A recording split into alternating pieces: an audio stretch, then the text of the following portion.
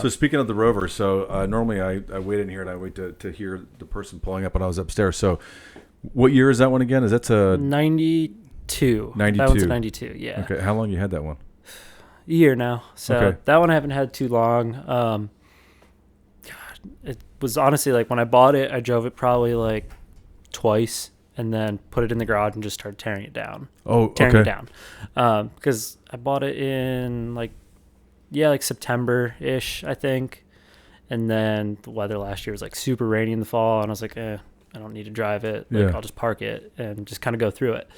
And the dude who owned it before me, like, pretty much never drove it. I think he put maybe like literally the miles from Nashville where he bought it down to I think Shelbyville.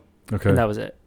Like the car was. He drove it one time? I think he drove like once or twice and it was like parked. How long did he have it for? About a couple years. Okay. So how many miles are about? Oh, it's got 207 Okay. on it now. So it's got So high it's been miles. driven. Yeah, it's been driven. I've put 2,000 on it in the last like 6 months. All right. Or so. Probably But a little you've always been a Land Rover guy, right? Pretty much, yeah. I've had a handful of different things. First car, right at 16.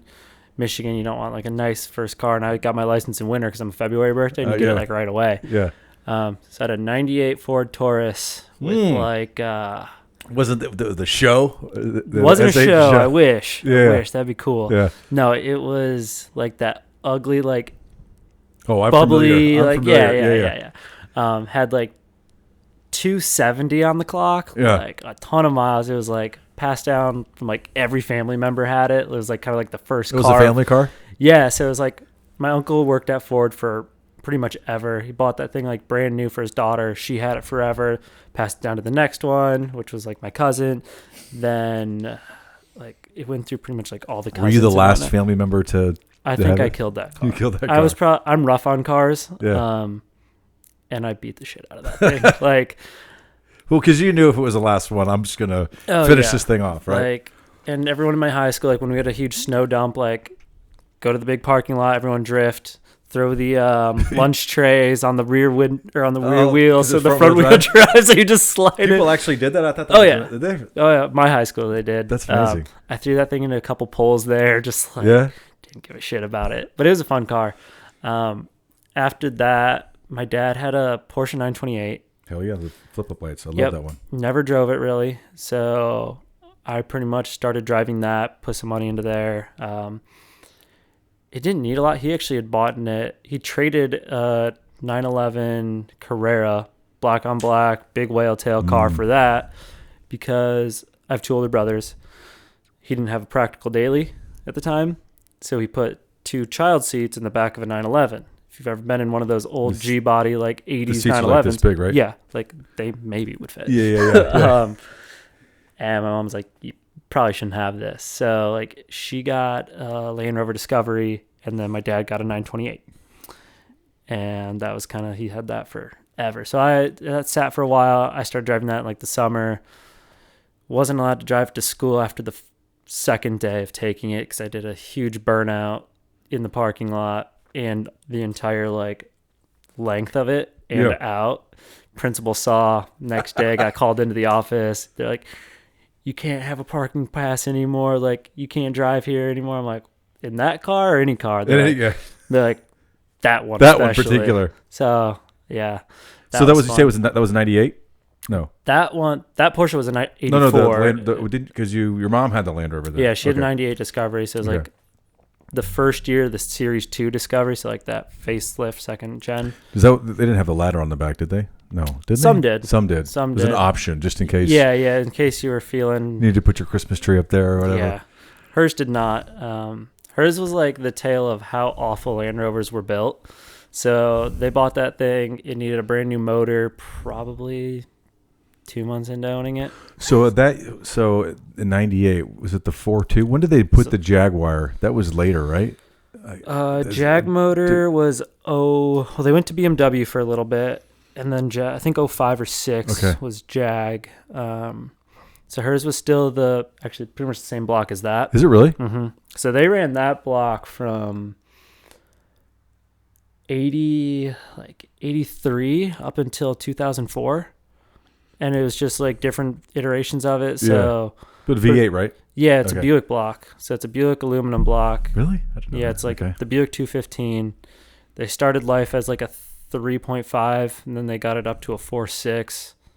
And then by those ones, they were slipping lines and just pretty much junk. Like any 04 is kind of like, if it hasn't had a new motor in it, good luck. Well, it's funny you say 04 because I don't want to sit there and talk about me, but I had an 04 Range Rover. And so that must have been the Beamer. The Beamer. I think, yeah. And I was telling my wife earlier I was going to tell this story because it's kind of amazing. We took it to the beach, and at this time I think there was a recall for it. And it was I don't know if it was a differential or something, but we're going to New Smyrna Beach in Florida, and I'm driving, and I'm backing up to go up this ramp to get out of there, and then it just wouldn't work in any gear except for neutral. It would grind and park, reverse. It was just stuck, and so I'm stuck there. And I had torn my Achilles, so I had an air boot on. So I'm hobbling around. I don't know what to do, and there's all these cars trying to get out right in front of a bar. It's Memorial Day or Labor Day or something. So all these people were drinking, screaming at me, laughing just at me. Watching. And I'm like, I don't know what I'm supposed to do here. And then the water's coming up. I was like, it's just going to go into the ocean. So I'm staying there. Finally, I get it towed out from a tow truck. But I think the bill was like $13,000 or something. But it was a recall. It happened to be that recall. And so they fixed it for free. It. And when I was done, I was like, okay, I don't want this thing anymore. Sell it. Yeah, those ones. So those like early 3rd gen Range Rovers are I think they're probably one of the ugliest ones. Like the, really? The silhouette's gorgeous because they kept that up until 2012, which is my personal favorite years, like the 10 to 12. I regrettably sold one like 2 years ago. Why? Good question. So I bought it for a great price, had it for about a year, put probably 40,000 miles on it in 1 year. I was just driving everywhere with it. And pretty much all the maintenance I did when I bought it had to be redone. I was like, I just did like all this work. I'm like, whatever. I'll put it up, see if it'll sell. And it sold like within 2 hours. So it's a desirable year then? I mean, it was. I mean, this was 2.5 years ago now. Dude from California just came in, bought it. Those guys buy everything, don't they? Pretty much. Just came in. He's like, yeah, I'll take it. I was like, you don't even want to test drive? He's like, nah, I'll just. He literally drove it probably like 100 feet. And I was like, all right, good enough. I'm like, all right. And he gave you what you wanted? Yeah. Maybe haggled me like $300. I'm like, okay, that's fine. Care. Yeah. Like, there was another, it was a long time ago, but I was looking at, it's probably, I don't know if it's the same year as yours, but probably pretty close. But it was the LWB, it was the long wheelbase. And I remember getting the back of that thing, and it was there's substantial difference, right? And I think it's like 10 inches. Is that a rare? I mean, are those rarer? Is that a word? They had a limited run. So like that body style in the U.S. ran from 87-ish, 88, 87 to 95. And then the long wheelbase was introduced in 93. So there's only like a 3-year run of those. So it's like 93, 94, 95. So there's definitely like less of them. I personally just don't like them. Nothing. I think if you have kids and whatever, they're probably the best bet. Yeah. My dad actually had one for a while. So you're kind of a Land Rover family. Yeah, I don't really know. My dad always just like loved European cars, and like Porsches and Rovers just kind of stuck. So, and like I guess Mercedes and Beamers too throughout the years. But he was always just like some sort of Euro car kind of guy. And then it was funny. Like he's always been like really into cool cars. That's kind of what got me into it. My brother really got me into Rovers too. But now came back one day. He sold. He had an X5, sold that, then came back with like the Ford Fusion. I was like, that's a little, where'd you get this little from? different. It's almost like a Taurus. Yeah, I was like, that's the old man car. He's like, what? It gets great gas mileage. I'm like, old man checker right there. You sell an X5 with the 4.4 twin turbo for that. All right. What do you think the rarest? I know our friend Josh has a pretty rare one, but like I mean maybe some of the newer ones. Like what's the kind of the man? I think if you're going like rarity based on like amount, especially in the US, probably like what Josh has, the Series 1. Yeah. You don't see a lot. Even just in general in the world. There's not a ton that are like So it's pretty survivors. rare. Yeah, because a lot of them got rusted out or just like beat to hell, and they're Yeah, just yeah. kind of gone. Well, yeah, I think a lot, like especially back then, a lot of those, people didn't realize how rare they were, so they used them, right? Yeah, Trashed them through mulch, bricks, whatever they could in them, and used them for what they were meant to be used for. yeah. I mean, and those things were built pretty much just with scrap parts in general too. Like when I was in college, one of my like first research papers, just as like a first year writing class, was like on the Rover. Really? Yeah, and as I got digging into like the history more and more, I was like, these things were literally just spare parts. They painted them with like leftover paint that they had in the factory after the war. So like they were all mismatched shades of green and like just random stuff thrown together. Well, I wonder why they became like the luxury brand, or when that happened, because I would imagine in '92, what else was there? I mean, that was probably the most luxury SUV you could get. I mean, Cadillac wasn't out. I mean, it was a Suburban. That and the Wagoneer, really. Wagoneer. That's right. Yeah, and those things were pretty much built for like rich farmers in the UK and the Queen, probably. Yeah. But here, I mean, you didn't really have luxury SUVs. SUVs were a small market up until the 90s, because That's true. what was considered the first one? Wasn't like that like ugly Dodge van was kind of like one of the first SUV type, like, because most of them were like open top kind of Jeep style things. But yeah, because when those came out, they were all like 2-door, but like their selling point was like leather seats and like, I don't know, had a different transfer case versus the series trucks. So, but yeah, we didn't get those here until 88, because the first Range Rover was in 70, I think, I want to say like 1970. It was like kind of like when they were like prototyping it. And then when they got here, they were like a lot more refined. They had high quality. And in real wood. Did they have like real wood. Real like that wood? thing has like real wood. Does it really? Oh yeah, it's pretty beat up now, but like like the leather actually smells like leather. When it starts peeling, you can actually like feel the other grain. And you could probably condition it if it's real to kind of protect it and make sure it lasts. That one's got horrible like interior. Yeah, but I don't care. Like my dog rides in the back seat, so it's like he scuffs it up. That's not. Is that your daily? Now it is. No. Yeah, I Now had a 12 supercharged Sport. Loved it, and then I just kind of was like, whatever. I get bored with cars relatively easy, or I just like want the next thing. It's probably just my ADHD is so bad that I'm like, next car. I have it too. I think they missed that diagnosis. Yeah, they're like, if you like cars, you're gonna want a new one every. Like, I have a buddy who's a dealer, and he probably flips cars. Not even just that he has a dealer license. I think that makes it worse. He's not a dealer, but like, he goes through a car probably every 2 months. He'll like drive it 600 miles. What's next? What's next? Well, and always on things. But I think with like I guess it's technically old, right? I mean, I'm sure you could probably get out what you put into it, even if you have you could probably sell it for what you paid for it now, right? Easily, or maybe more. I would say more. Really? I have it for sale right now, just as like a teaser. It's for sale if anyone wants it. Only because I have 2 others, and like my brother's like, "Oh, don't sell it, don't sell." I'm like, I have right now 3 Range Rover Classics. I'm like, I don't need 3. I want like 1 or 2, and then I want like a couple other lines. Like I want a Discovery, and I probably want like my old 12 full size supercharged again. That thing was, I think, the best like daily car. It was like a boat on water. What kind of power do those things make? 4 something or? That one was factory 510. Damn, was it really? Yeah. Mine had a pulley on it, so it was like 550-ish. So it was fun. Oh, yeah. I mean, it kept up with anything. Like, merging was not a problem. Like, because I work right off of McEwen. Okay. So in that, like, if you're going north, it's just like a straight downhill, and I could be at like 100 before even just while I'm on the ramp. Realize it, yeah. So that made it fun. Those things, they get going pretty good. You haven't mentioned the I don't know what series, if because I know a little bit about Land Rover, but was it like 98, 99 where they had the 4.0 and the 4.4? Mm-hmm. Michael Jordan had one. I don't know. I kind of like that one. Those ones are cool. I want to get one of those.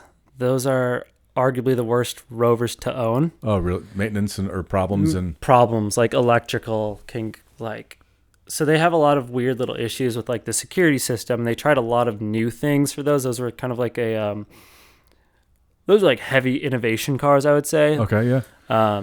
They had the first with like a GPS screen or Yeah, something like- or Yeah, like Yeah. their 99s had a GPS, and they had like the classic 90s windshield wipers on the headlights. yeah, they did, didn't they? They also Just to get the bugs off. I can't see. So- yeah, like, that's gonna do It's like- so much. Yeah, right. They also had, those were a couple years into air suspension, so I don't want to say they were the first with air suspension. But there's a few other little things. So like the alarm system, if you like, they only had one key, and the original key cannot be remade. So if you lose an original key, the car is pretty much junk. So a lot of those went to the scrapper if someone lost a key Really? or whatever. Yeah, like Nobody came up with a solution? still to this day. Really? Yeah. So you have to keep the original key because it's like programmed into the ECU. And to get a new key, you need a whole new computer for the entire car to Which run. is not cheap, I would imagine. No, and only one place in the UK does it, and it's like more than like you could literally just sell it and get a new one for cheaper.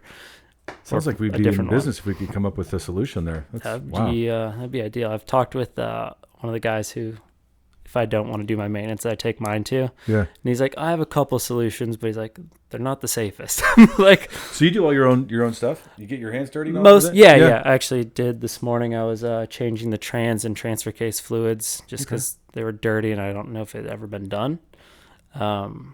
So, and there's some hard shifting. I was like, oh, let's just see how it is before I do like the full drop it. That's awesome, Do man. the filter and everything, but yeah, I try to do like the easy stuff, like all the fluid changes I do, tune-ups and whatever.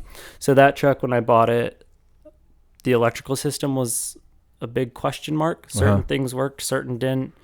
It has electric seats in the front, and when I bought it, the driver's seat was wired with kind of like an industrial like light switch. So not like that, but like the ones where it has like the literal like flip, and then it's like the on-off switch, like the like big a helicopter type thing, like Yeah. a toggle? yeah.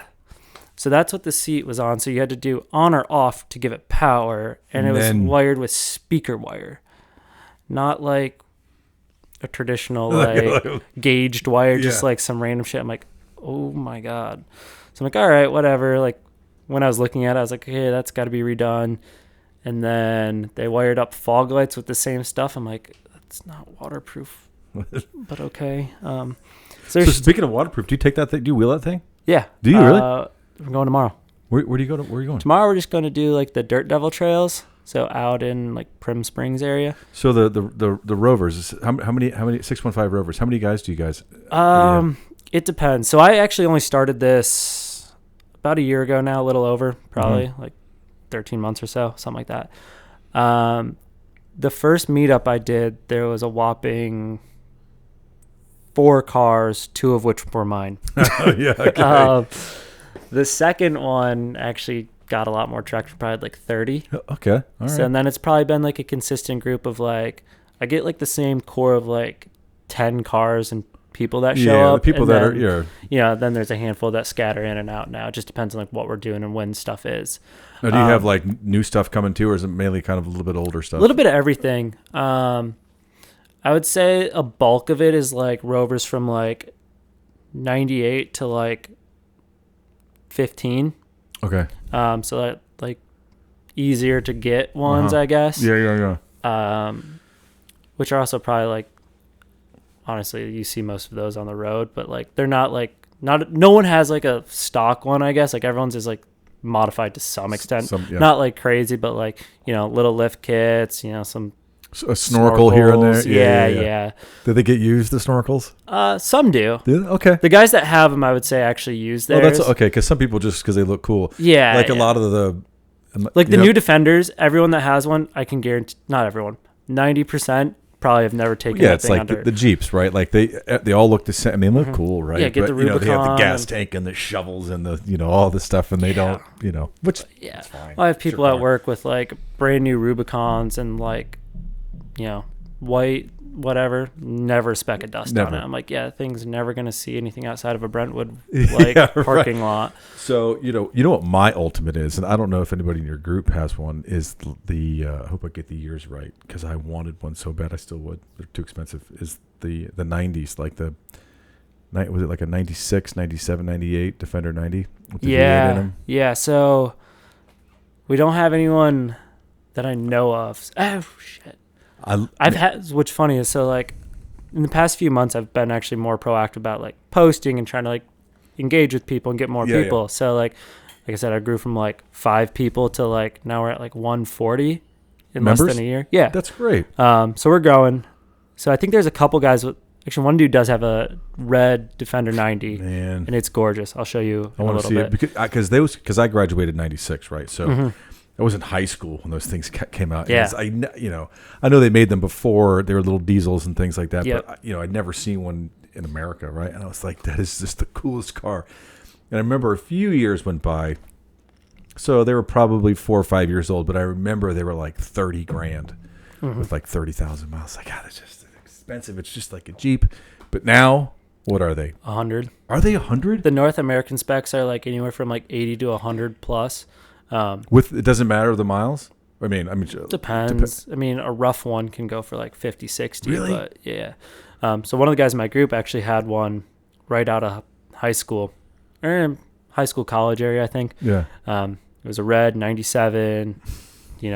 No top, nice roll bar. Because the American ones all had a big roll bar on them, where the rest of the world didn't get that, just due to like North American regulation or whatever. Yeah, and like most of them were either the automatic V8s versus the diesel.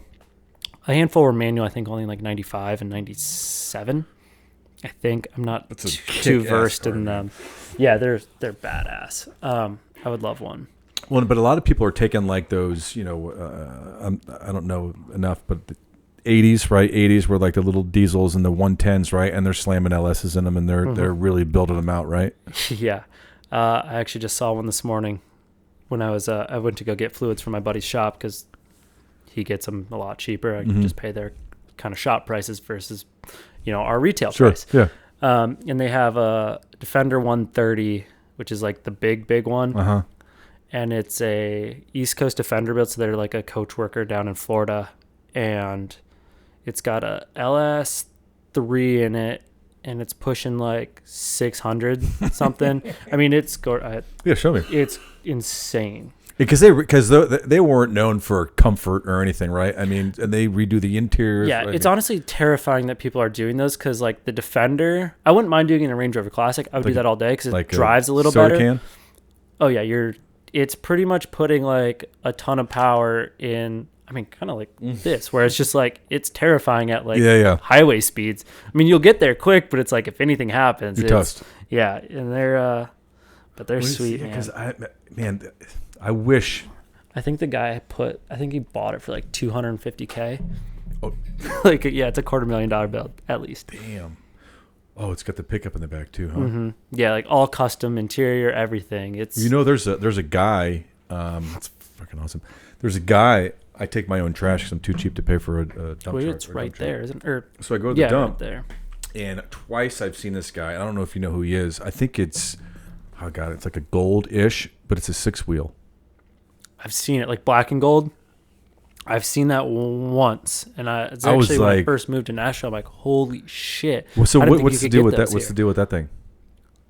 Is that? I mean, he didn't add that. It came like that. Is it like a military? That's like a custom build, but you cannot, like, no one in the U.S. does this. So he imported it from somewhere, and I heard that guy is like a kind of an importer and a dealer, or like a wholesaler. But he's got like 3, not all 6-wheel, but he's got like the 6-wheel one and like 2 other like really rare Defenders. He put his, but it's just insane. I have a picture of that thing. I'm like, this is probably the most wild Defender I've ever seen in my life. But he took it to like he had his like I'd put my trash in my car and I throw it, but like he put his trash in it, takes it to the dump. Yeah, at least he uses it. Yeah, no, 100%. Yeah, that's like I said, what we were talking about before. There's a lot of people that have really cool stuff and they just don't use it. And there's this really inspiring quote thing. I'm sure you've seen it on Instagram. I don't know if it's Seinfeld or someone's talking. It's like, you put the miles on the car. Don't just look at it. Use it for what it should be used for. Yeah.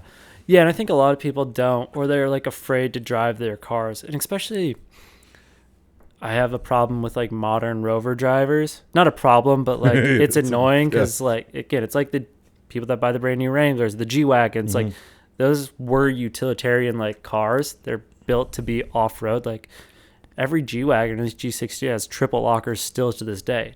And Do you think them. do you think the average owner actually knows what that is? Yeah. No. You know, Jelly Roll's wife has one, the G-Wagon. Yeah. She lives around here. Have you seen her? It's like candy, like it's so red. I think it's the reddest red on earth. I saw her at Publix the other day, but That's awesome. those things are awesome. No, they're so cool. Like if I could get one or afford one, Yeah. I would. But they were like, I know they were touching like $400K for a couple of years. Like who's buying these things? That's crazy. I don't know. Well, so a long time ago, I looked at one, and it was probably like an '03 or something used. But I remember I sat in it. I think it was my wife sat next to me, but like the armrest was about this wide.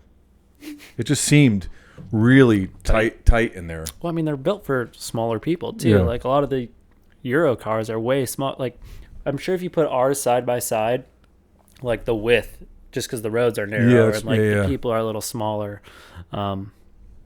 So I just, and you know, like Europe is like the size of smaller than America. Yeah, and yeah. it's so many countries. So I think it's just like there's a mix of that with the older ones, and just they're all just tiny cars. Like look at the old Minis; they're like that big. You could throw them on a roof rack. I know. So you said that you had a roller and you were thinking about doing an LS2, right? So what would that build be? Yeah, so I have it built in my head ish. I bought that car during COVID in Detroit, and I found it on Facebook for like the guy was asking $3,000. I'm like, this car $3,000 is what he was asking.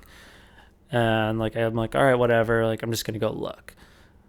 So I go there, and I go to the guy's house, and it's like not the nicest area. And I'm like, okay, like how long have you had? He's like, oh, it's not technically mine, it's my buddy's. I'm just helping him sell it. I'm like, okay, whatever. Do you have the title? Yeah, I was like, do you have a title? He's like, he does. Like, you know, that's fine. We'll get there. I'm like, all right, whatever. So I'm like going through, no motor. Well, there was a motor, but like didn't have an oil pan. It was pieced out pretty much. Uh-huh. No trans, and the axles were pretty much shot. So it's just like a really clean, rust-free What year is shell. it? This is a Range Rover. What year? 90. 90. So okay. same body as that. Okay. But yeah, like no dents. It was really clean. I was like, I'll give you $500. I actually offered $300 first. And he's like, whoa, no. After like 2 days of talking to the guy who owned it, we got to $500 is what we settled on. And I'm like, all right, great. You know, I'll get a trailer and I'll load it up. And I was daily driving another 90. Were you going to tow it? You were going to tow it? I did. You towed a Rover with the Rover, yeah. I have a picture of that one. That was a good one. That's awesome. And got there. His buddy like pulled some of the parts off, like the guy that owned it. I'm like, what the fuck? I'm like, whatever. I don't know. He's like, well, he wants to keep these because you lowballed him. Like, that wasn't part of the deal. That's bullshit. But yeah. I'm like, whatever. I just need the body at this point. Yeah. I was like, I'll just take a roller. What did he take? It had like the cats, like the whole exhaust system he took Uh-huh. off, and it was like it was an aftermarket one, like a nice. So there's some value there. Yeah, and I was gonna actually put that on my blue truck Okay. at the time, my daily. And there's parts I was gonna use that were like I wouldn't use on that thing, but on my other one, the one I was dailying at the time. But it wasn't worth getting in an argument. And again, probably a situation. You probably got a pretty good deal anyway. Yeah, it wasn't bad. So then when I go to pick it up, though, I'm like, okay, you have the title, or your buddy get the title? He's like, oh, he couldn't find the title, but here's a bill of sale. I'm like, all right, that'll work, I guess. So then, yeah, it was a whole story. So ended up, neither of these guys owned it. Yeah. I didn't find this out till after. They had a third buddy that they were like a business partner with that owned it, that owned like a nightclub in Detroit, and he was the legal owner.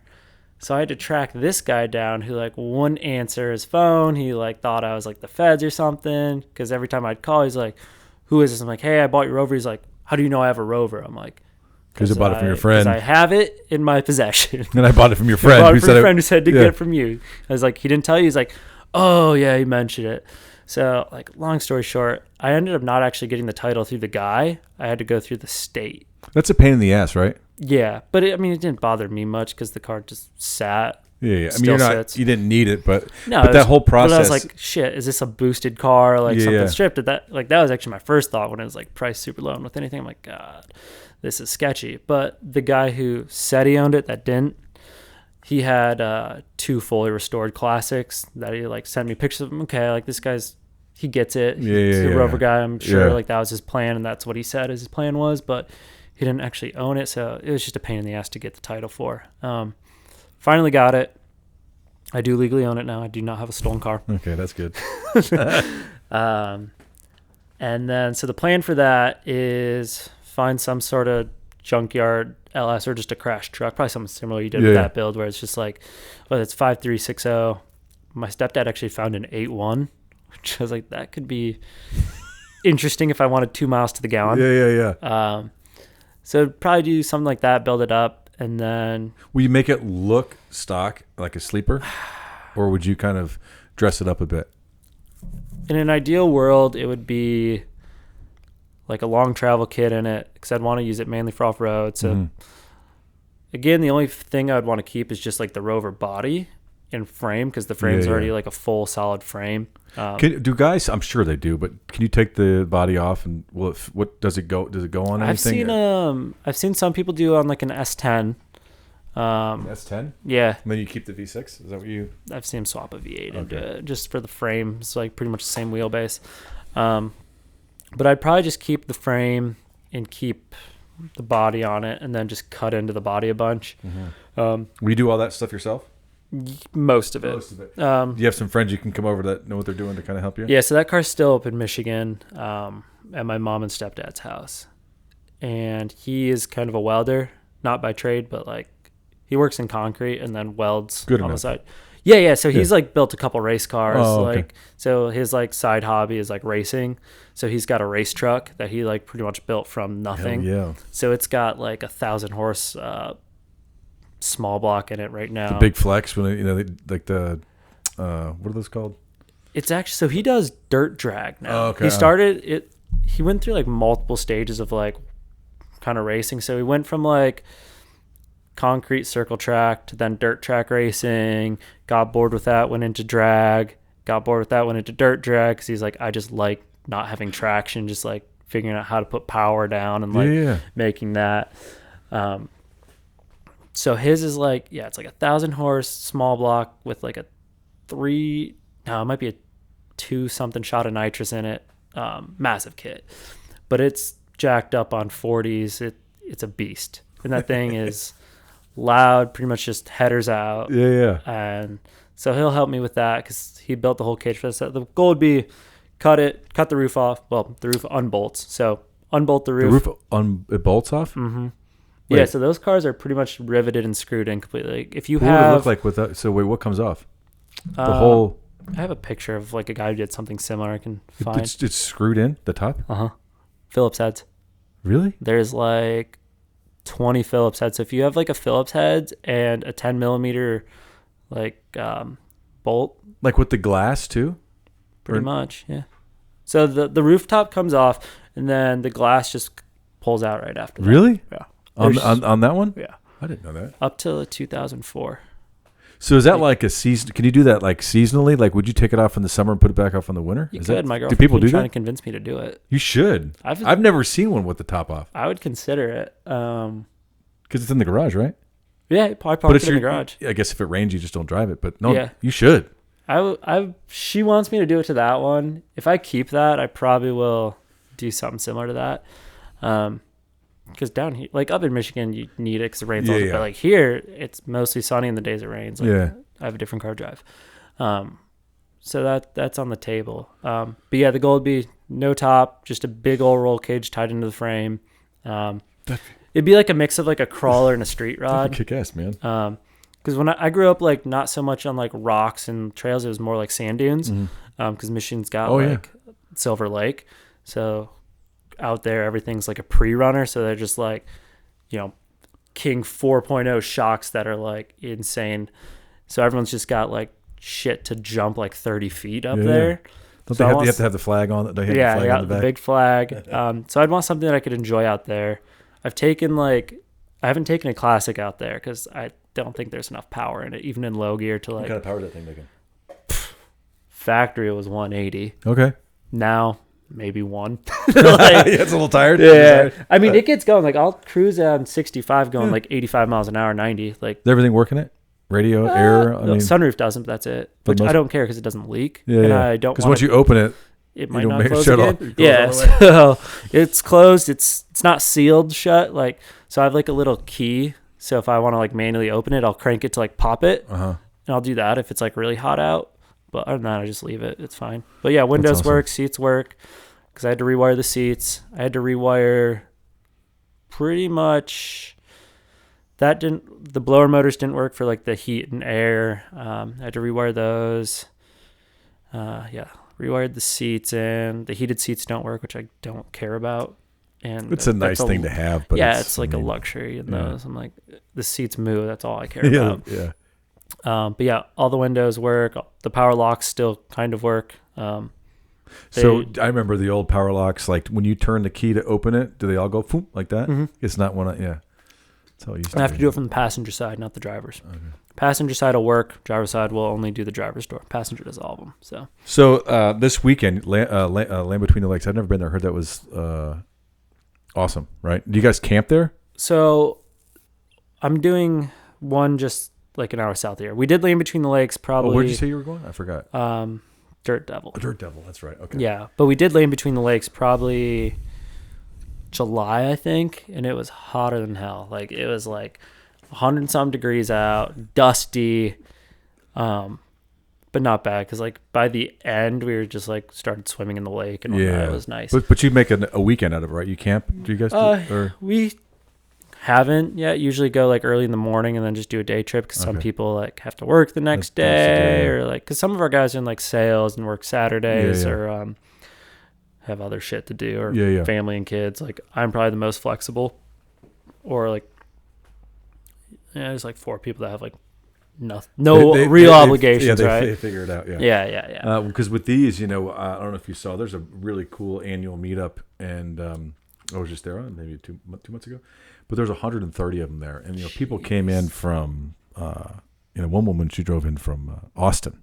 In it, God. Original motor, all that stuff. So all these people kind of come into this one thing. So I hope that with yours, that would be the goal. Just to have a really neat club and a really big meetup. I'm sure there's other clubs throughout the. Yeah, there's like big ones in the U.S. that do a lot of meetups. Like, do you guys ever get together? Haven't yet. I've been wanting to. The problem is, not problem. I don't know how much I trust taking that to one, and that'd be the one I would want to drive. Yeah. Because like we have the newer one, we have the Discovery or the 18 Discovery, and then at the time I had like my newer supercharged ones, and I was like, those would be fine, but they're boring, right? In the eyes of most cars, like they're still lifted up and like ours. You did what you could with them to keep them practical. Yeah, practical, but like still like take them out and have fun with them. Like the first thing I do every time is like the basic, just like lift tires. Okay, what from there is like gonna make sense for what we need, because like we drive a lot everywhere. So I'm again from Michigan. I'll drive up there. It's like 8-9 hour drive sometimes, not bad.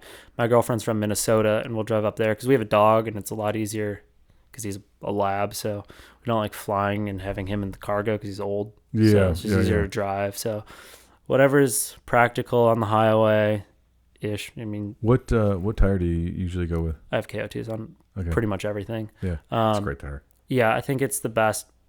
Both like bang for the buck, traction wise, off road, on road it's quiet. That one I'm putting KO2s on soon, but yeah, hers has like. Do you have the white letters out? Yes, when they have them. On hers it doesn't because it's all black. Okay. All right. Yeah. But yeah, I've also tried the Toyo AT3, and I really like it. It's quiet. It's not as aggressive on the sidewall, which I don't like, mainly for sand and rock. Like Michigan's a lot of sand. Here's a lot of rock and clay and stuff, and you kind of need that outer bite. Yeah. And the AT3, like it's got great traction, but like sidewall bite, there's virtually none. I've always loved the BF Goodrich. I think they look the best too. These are God. I've had those tires on this for I think 12 years. I should probably get some new ones, but they're just so good. Yeah. But if I was going to replace them, I'd probably put the KM3s just because but I like the KO2. No, I think any BF Goodrich tire is a solid one. The KM3 also, the new one looks really good. I liked the one, like the first one they did that they had forever. The KM2, I thought like the lugs were just a little I don't know. I didn't like it on the sidewall, but the 3 I think looks the best.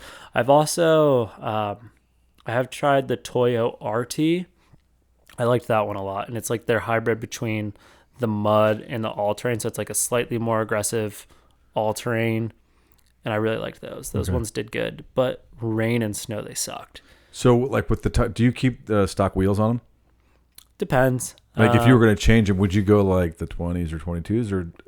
So the Disco and the supercharged ones, you have to run a 20 because it's got a like 18.5-inch front brake. Okay, you have to do It's a 20s. massive like 6-piston Brembo. Just with that much power, it needs a big old brake to stop it. You got the go, you need the whoa. Yeah, exactly. And the Disco has the same, but it's a supercharged V6. So it sounds not as great. It's not as powerful, but it does plenty. So that one's on a 20 right now. I can go down to an 18, but it's a tight fit. And again, my girlfriend drives it every day. She does not need a heavy rim and tire. Even the ones on it look great. Like it's a badass. The things we looking do for thing. the women, right? Like I was telling you my story about this one. Whatever they want. Whatever they want. Okay. Yeah. That's why I tell that story with this one. I was like, all of a sudden it was done. I was like, how the hell did that happen? I don't even remember. Well, it's practical now. Practical. You ain't going to break down. Yeah. So with this one out in the driveway, future plans, what are you going to do with it again? Just maybe just for drive sale? it. Yeah, it's for sale, but just drive it. And if it sells, it sells. And then if it sells, doesn't, what's the one you got your eye on? If it sells, it would be buying a 2000 to 2003. No, 2002. I don't like the 3s. Those are trash. Bad transfer case. Probably a 2002 Discovery, and then build that up into more of a just purely off-road toy. Like an overland type deal? Yeah, yeah. So like probably like a 4.5-inch, 5-inch lift kit. Tent on the top? Maybe. I would just probably cut out the back seat and just do a bed in the back. Right. That would probably be easier. Less weight up top because they're already top heavy, and they're not that fun on the highway when it's already swaying a lot. Because that thing doesn't have sway bars either. And like if I'm at 80 and it's a big gust, I'm like, oh shit, back.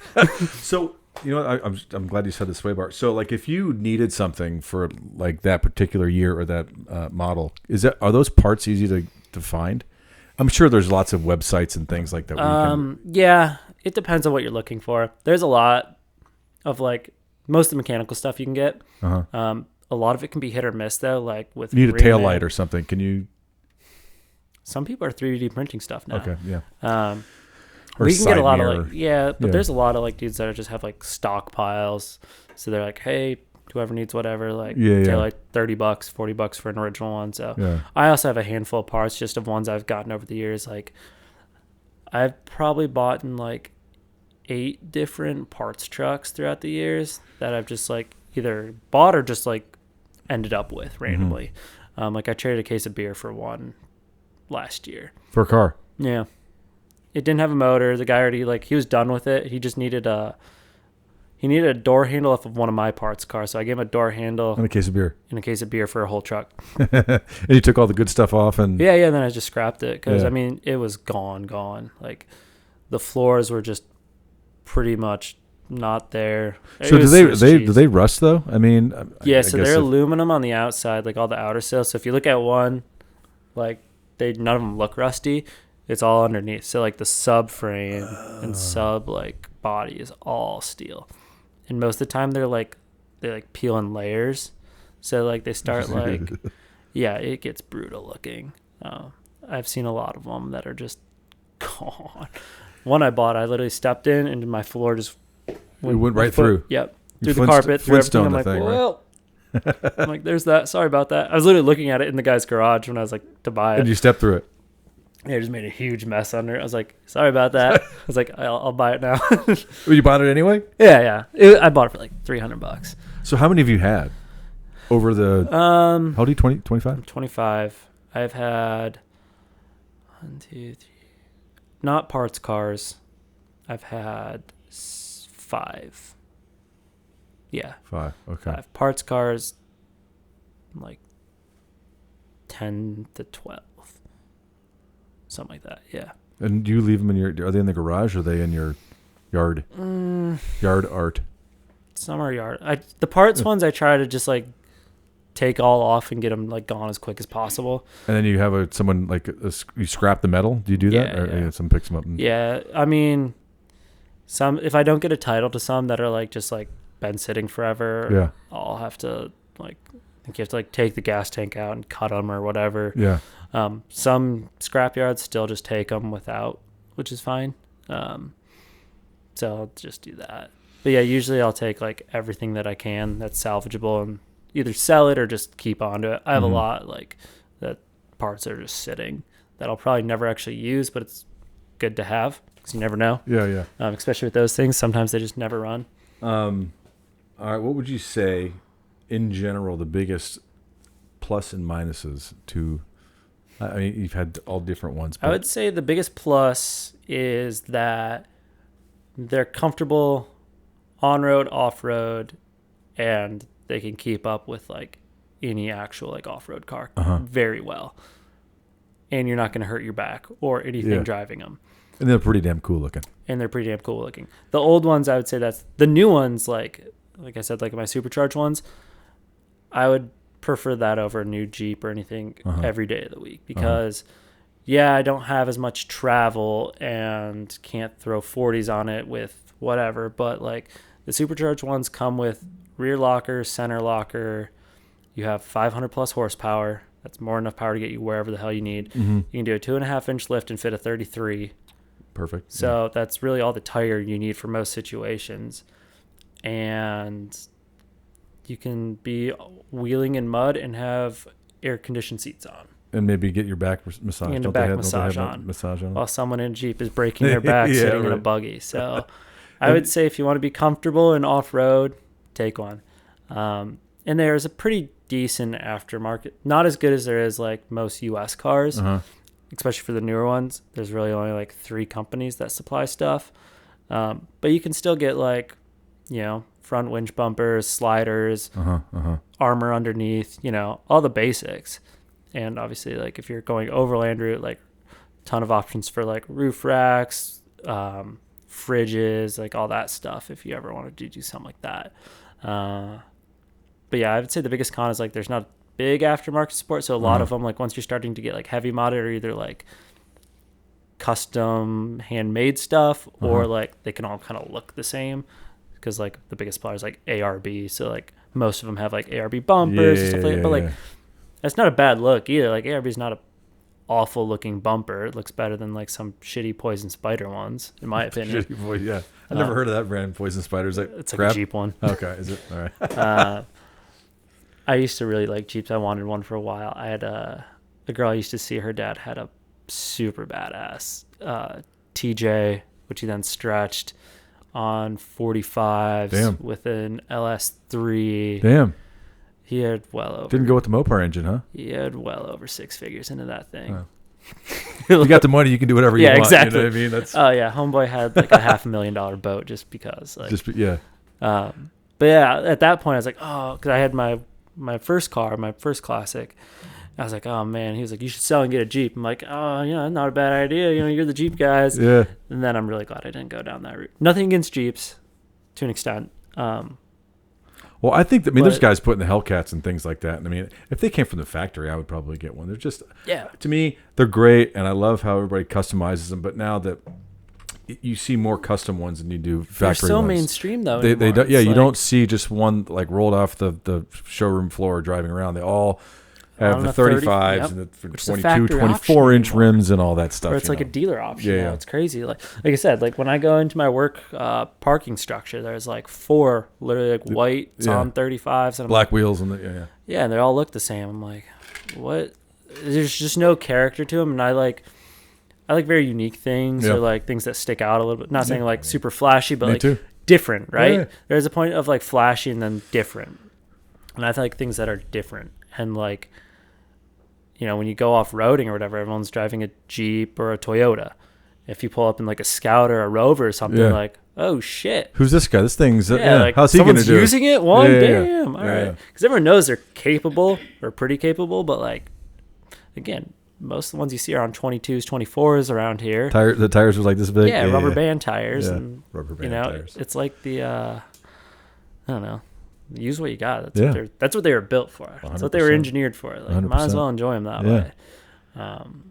Well, I think with the speaking of Scouts and Rovers, I think we got to get together. We have to figure out. I don't know. You have to talk to our guy because you run. Yeah, I run it. Okay. But yeah, no, I know because reach your out guy to lives in those Berry guys. Hill, right? Who? Wasn't one of the guys that run the Scout Club live in? I'm not from here. I can tell you. I know one of the He guys lives downtown-ish. in the Nations, and one guy lives in by the where Hattie B's is. Yeah. Because I'm in that area ish. Yeah. We'll just have to figure out a time because I would love to go. If I didn't know you guys were going tomorrow. I wish I could swing it. Yeah. There is. It's not really like we're not going off roading, but on December 9th, there's like a Christmas toy drive out at Mill Creek Brewing, and we went there for something. Yeah. I think there's like an Alzheimer's. My buddy Josh runs that. Yep. I was out of town for work that weekend. December 9th? But yeah, this one's like a toy drive for the Vanderbilt Children's Hospital. Okay. But it's run by like the Mill Creek Overland guys, KP, who owns Mill Creek Brewing. He's got a badass Defender. Okay. Is it the 90? It's a 110, but it's ridiculous. Oh, it's gorgeous. We got to get the 6-wheel guy out there too. I got to find that guy's contact. I got to reach out. I'm sure if you just Google it, or he probably there's won't probably watch not. this, Like I have the picture. If I could just get the license plate, I'll just look up his info. Can you do that? My buddy can. Oh, really? Okay. Is he a cop? No. If you're a certain like auto industries, like if you're a mechanics shop, you can do that. Okay. But yeah, I really want to see that thing out there. That'd be sweet. I do too. So December 9th, that's on a Saturday, Sunday? Saturday. Okay. It's like 1 to 5. But yeah, we're just gonna go show support. But like, it's cool because so there's like the Mill Creek Overland shop that they mainly do like Lexus, Toyota stuff and a little bit of everything. But they have like the little ladder that shows how much like flex. So there's like a flex competition. There's like a big raffle on like certain prizes, so you can win like a worn winch, even though you got one. But like, you get like a bunch of like off-road gear. If you bring a toy, the first beer is for free. Okay. Or I think I'm going to see you there. I think I'm going to see you there. I gotta make my post. The other guys post something, but I can give you the details on that for your guys too. Like, it's kind of one of those things. The more the merrier. Like everyone shows up. It's great. Last year was like a little bit rainy, but they just fill with a bunch of fires. So like everyone's just hanging out outside. Dogs are welcome. Kids are welcome. I think he usually brings in like a like one of those jump blow bounce up house. Bounce house. Yeah. I don't have kids. So I don't Can I jump in it? Probably. Okay. That would work. All right. Well, I appreciate you coming, man. Talking about your Rover stuff. Yeah. Awesome. No, appreciate it. Thanks Thank for you. coming. Appreciate it. Yeah.